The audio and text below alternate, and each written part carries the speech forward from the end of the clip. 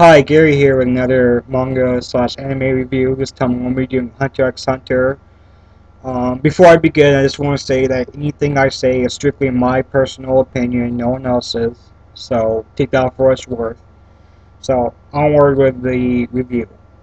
Okay, so I'm going to give a quick little summary about it. Hunter x Hunter is about a kid named Gon who loves his aunt and grandma in a little fishing village, and he never knew his dad. His mom died in an accident, I believe. It's been a while since I read it. It only mentions her like once throughout the entire thing. Anyways, like I said, so he never knew his dad. So, well, one day while he's out in the woods playing, he gets attacked by this cat bear thing, and luckily he's saved by a man named Kite, who is a hunter. And he tells Gong that he's looking for a certain man. The man turns out to be Gong's father, who is also a hunter. But he's not just a hunter, he's like the top hunter in the world. Um, of course, Gong's like, what the hell is a hunter? You know? What is that? So, Kai begins to tell him that hunter is basically a person who has access to just about anything in the world. There's multiple types of hunters. There's treasure hunters. There's there's actual animal hunters. There's bounty hunters. Like basically, they're people who look for something, and you can classify in whatever you want. There's a food ingredient hunter. So there's multiple types. And so he tells Gong all of this.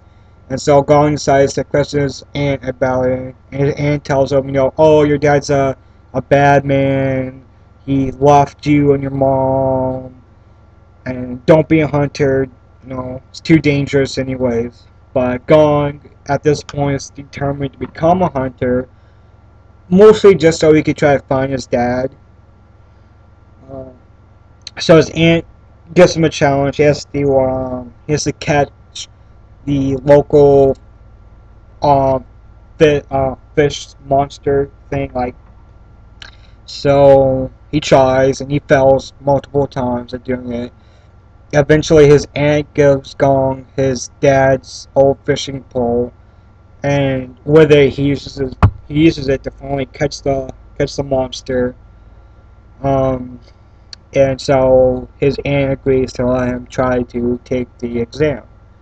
And from there, the story takes off with him going to take the hunter exam. He makes some friends along the way, and it basically turns out like every other manga out there. So that's the summary. Okay, for the artwork, I'm going to give the artwork an 8. Um, the thing I love about the artwork of this manga is that the author likes to change it up every now and then. Like 1 minute, it'll look kind of cartoonish, like a typical manga, typical shonen manga, and then the next he'll try to make it look more realistic, like a seinen manga. If you don't know what those are, a shonen manga is a manga for boys. A seinen manga is a manga for older boys. I don't know why they do that, but whatever. That's what they're classified as. So, and the animation's really good for the anime. At first, it starts off a little choppy, but I think they get a bigger budget from the company, so it ends up looking really good. About a quarter of the way through. Alright. So, like I said, the artwork is an 8 out of 10. As for the story, it's basic, it's simple, it has some pretty good arcs.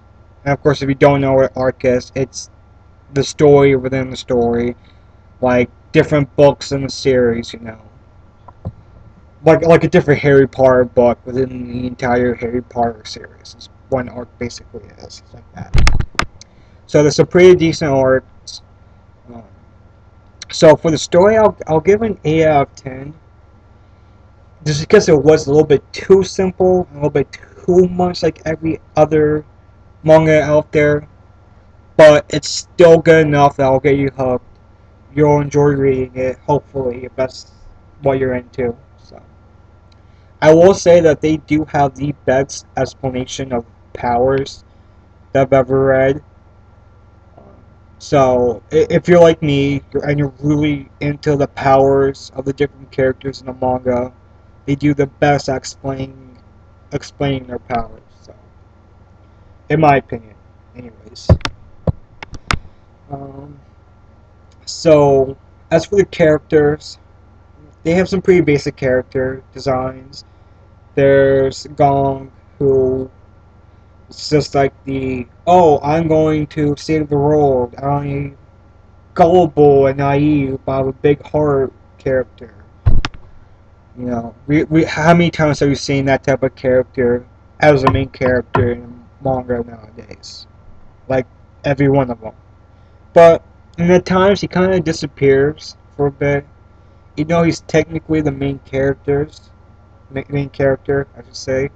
He seems to disappear every now and then. So, uh, then there's Killua, his who becomes his best friend during the hunter exam. Um, he's the badass character, I suppose. You know, he comes from a family of assassins. He tries to be, uber cool.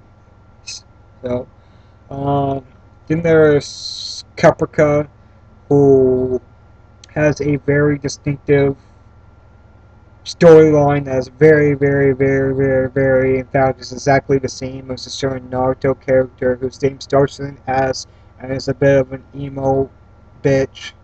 If you don't know who I'm talking about, of course I mean Sasuke. They have basically the same exact background.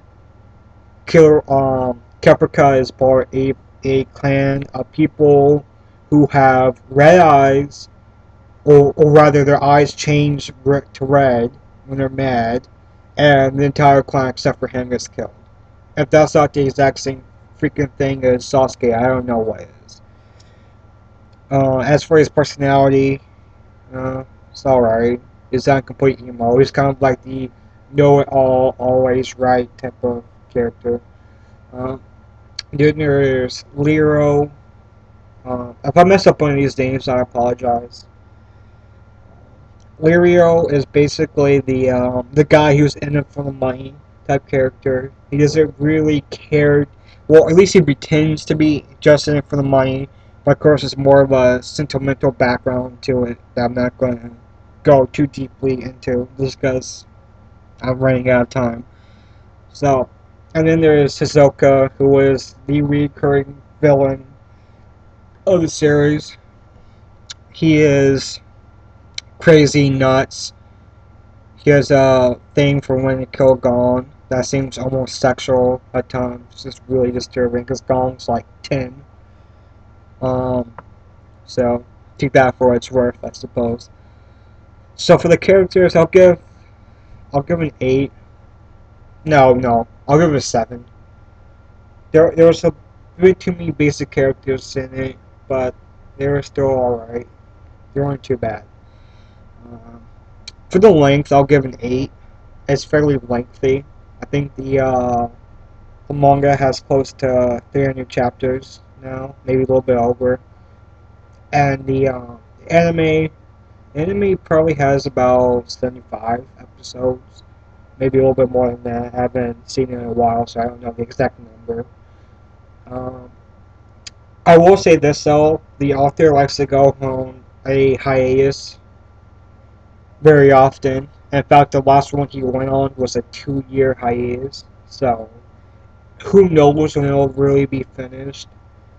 It seems like there's still a lot of story left to be told on it. So, anyway, so overall, I enjoyed it. It's probably my top 10 favorite mangas. Probably in the lower top 10, but still top 10 of mine. Um, yeah, that's about it. Overall, I'll give it an 8 out of 10. It's above average manga in my opinion, but there's still some pretty big flaws that it has. So I'll end the review there. And I'll see you guys next time.